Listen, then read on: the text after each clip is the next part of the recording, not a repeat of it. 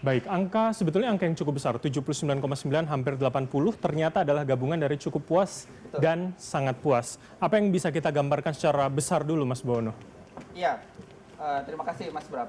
Jadi survei periode 15-21 Januari 2026 ini adalah survei ketiga yang kami lakukan sepanjang pasangan Prabowo Gibran dan memegang tampuk kekuasaan. Ya. Survei pertama pernah kita lakukan di periode Januari 2025. Kemudian yang survei kedua pada bulan Oktober 2025 kemarin, tepat 1 tahun pemerintahan, dan sekarang survei di bulan Januari 2006.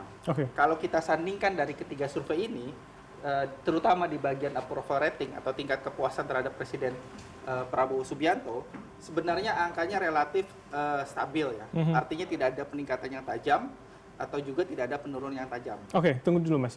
Saya ingat statement dari Mas Burhanuddin atau Prof. Burhan ini mengatakan bahwa September kemarin kalau tidak salah itu kepuasannya sebenarnya sangat rendah sekali, tapi kemudian bisa kembali tinggi kemudian pada Januari. Apa yang kemudian bisa backbone secepat itu?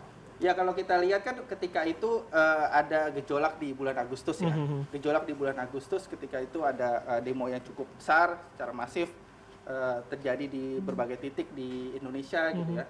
Kemudian setelah itu situasi relatif terkendali, pemerintah kemudian cepat mengambil langkah-langkah misalnya antara lain dengan reshuffle kabinet, mengembalikan kepercayaan publik, kepercayaan pasar, kepercayaan investor dari sisi ekonomi dan sebagainya, hingga kemudian di survei kali ini tingkat kepuasan publik atau evaluasi publik terhadap kondisi ekonomi, politik dan keamanan itu relatif positif. Walaupun rentangnya pendek, tapi ternyata cukup bisa membalikan ya? Recovery-nya relatif cukup cepat ya, antara lain karena langkah-langkah tadi, Oke, baik. mengembalikan kepercayaan publik. Tahan dulu di situ Mas.